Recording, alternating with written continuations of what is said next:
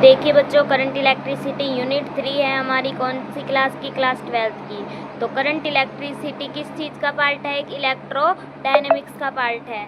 तो जो हमारी इलेक्ट्रोडायनेमिक्स ऐसी ब्रांच होती है जिसके अंदर हम क्या पढ़ते हैं? चार्ज जो होता है मोशन के अंदर पढ़ते हैं। अब आई बात करंट की। करंट क्या होता है? Rate of flow of charge को करंट बोलते हैं। आपने छोटी क्लासेस में भी पढ़ा होगा कि चार्ज के फ्लो करने को ही हम क्या बोल देते हैं? करंट बोल देते हैं। करंट स्केलर क्वांटिटी होती है क्योंकि इसके अंदर क्या नहीं होता है? इसके अंदर मैग्नीट्यूड नहीं होता है। इसकी यूनिट CS-1 होती है। अब आगे देखते हैं CS-1 कैसे होती है। एस यूनिट एम्पियर होती है, आपको पता ही होगा, 11th क्लास में भी पढ़ा था। करंट को हम ए भी लिख सकते हैं, आई को हम क्या लिख सकते हैं?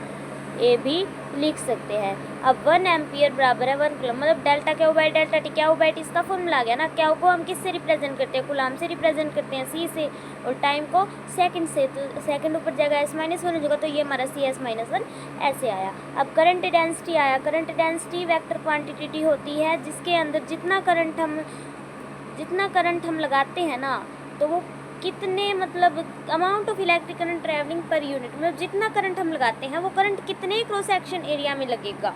ठीक है, अब मैं आगे इसको ब्रीफली समझाऊंगी। ठीक है, इसमें अच्छे से समझा नहीं रखा है। करंट कैरियर्स, करंट डेंसिटी में आपको आगे ब्रीफली समझाऊंगी। अब हम पढ़ते हैं, देखिए डायरेक्शन ऑफ द करंट्स। तो डायरेक्शन ऑफ द करंट देखो, पॉजिटिव टर्मिनल से नेगेटिव टर्मिनल की तरफ हमारा करंट मूव करेगा। देखो पॉजिटिव टर्मिनल है, नेगेटिव टर्मिनल है, तो करंट जा रहा है उस तरफ। क्यों? ये यहाँ से कहाँ जाएगा? नेगेटिव टर्मिनल के पास आएगा ना। तो हायर से lower potential, positive pay higher potential होता है, नेगेटिव पे लोअर पोटेंशियल होता है, तो हायर से लोअर पोटेंशियल की तरफ मूव करेगा। और इलेक्ट्रॉन से अपोजिट होगा। इलेक्ट्रॉन हमेशा नेगेटिव से पॉजिटिव जाते हैं, लेकिन करंट उससे उल्टा, यानी कि पॉजिटिव से नेगेटिव जाएगा। इसमें भी कुछ समझाने का ऐसा खास नहीं था। अब हम आते हैं ड्रिफ्ट वेलोसिटी पे। ड्रिफ्ट वेलोसिटी एक ऐसी वेलोसिटी होती है जिसमें इलेक्ट्रॉन्स जो होते हैं, हमारे इलेक्ट्रॉन्स जो होते हैं वो कहाँ जाते हैं? पॉजिटिव टर्मिनल, बैटरी के पॉजिटिव टर्मिनल के पास जाते हैं। ऐसी वेलोसिटी होती है एवरेज जिसके अंदर इलेक्ट्रॉन्स पॉजिटिव टर्मिनल और बैटरी के पास मूव करते हैं। ठीक है, जब हमारा कंडक्टर कनेक्ट ना हो किसी बैटरी के साथ, जब हमारा जो कंडक्टर है, ये देखिए जो हमारा कंडक्टर है, देखो ये कनेक्ट नहीं होगा ना बैटरी के साथ, तो हमारे सारे जो इलेक्ट्रॉन्स होंगे, यहाँ देखो ये सारे इलेक्ट्रॉन्स है, ये कोई किधर जा रहा है, कोई किधर जा रहा है, तो मतलब इनकी कोई अपनी डायरेक्शन नहीं है।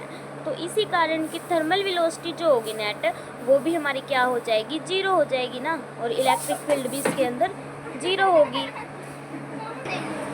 अब हमारी इसके अंदर जो U1, U2, U3, UN है, ये हमारी initial thermal velocity of electron है, यानी कि स्टार्टिंग की वेलोसिटी है।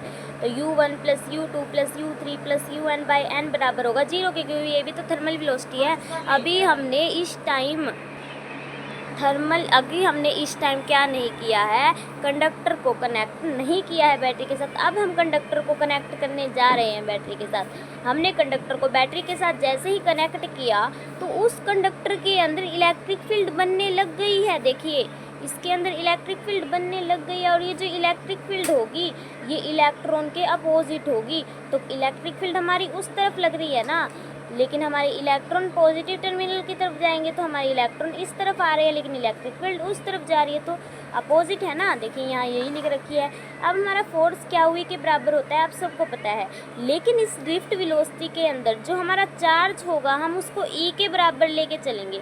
ज़रूरी नहीं है, हम क्या भी ले सकते हैं, लेकिन हमें अगर इजी कैलकुलेशन करनी है तो हम E भी लिख सकते हैं, क्योंकि हमने जब बराबर मान ही लिया तो इसमें और क्या दिक्कत होगी। तो चार्ज ऑन इलेक्ट्रॉन हमारी किसके बराबर है? E के बराबर है। अब हमें ये पता है A is equal to force by M, क्योंकि F is equal to M होता है। तो फोर्स क्या है हमारा? E, तो E बाय M हमारा क्या आ जाएगा? A आ जाएगा। अब हमें ये पता चला कि जो चार्ज है, मतलब इलेक्ट्रॉन है, और जो हमारा क्या है इलेक्ट्रिक फील्ड है, उन दोनों की अपोजिट डायरेक्शन है। तो इसी कारण आगे जो हमारी ड्रिफ्ट वेलोसिटी आएगी ना वो नेगेटिव आएगी। तो अब हम उसको आगे देखेंगे, अभी ये पढ़ लेते हैं। तो अब हमारा जब हमने कंडक्टर को कनेक्ट कर दिया, हमारी अपोजिट बन गई, इलेक्ट्रिक फील्ड बन गई, फोर्स निकाल लिया, ए निकाल लिया, तो अब हमें इनिशियल वेलोसिटी के बारे में पता चल गया। अब हम सोच रहे हैं कि फाइनल वेलोसिटी भी तो होती होगी, कोई टाइम भी तो होता होगा। तो इसके अंदर इलेक्ट्रॉन के पास इनिशियल वेलोसिटी थी जो 0 थी, लेकिन जो फाइनल वेलोसिटी आई है हमारी बैटरी से कनेक्ट करने के बाद, तो वो मूव कर रहे हैं ना, तो वेलोसिटी तो आएगी कुछ ना कुछ। वहाँ पर वो मूव कहीं भी जा रहे थे, कोई बैटरी उनका कोई ठिकाना ही नहीं था वहाँ पर। तो यहाँ पर ठिकाना है, तो v1 v2 v3 इसकी फाइनल वेलोसिटी है, और टाइम ले रहा है τ1 τ2 τ3। इसको हम बोल देते हैं average reaction time. Average reaction time होता है टाइम इंटरवल बिटवीन कोलिजन, दो कोलिजन के बीच का टाइम जो होता है वो हमारा एवरेज रिएक्शन टाइम होता है। अब अपने ये इक्वेशन भी पढ़ी होगी, v = u + at।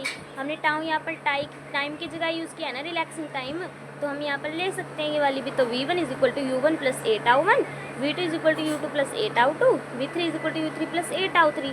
अगर हम इन तीनों वेलोसिटीज़ को ऐड करना चाहें तो जिस तरीके से हमारी इस फॉर्मूला ये था, लेकिन ये 0 थी ना, तो ये 0 नहीं है, तो हम इसको v मान सकते हैं, v = v1 + v2/n। ठीक है, तो टाउ इसकी जगह टाउ भी ऐसी है जगह τ1 + τ2 τ3। तो ये आगे देखेंगे।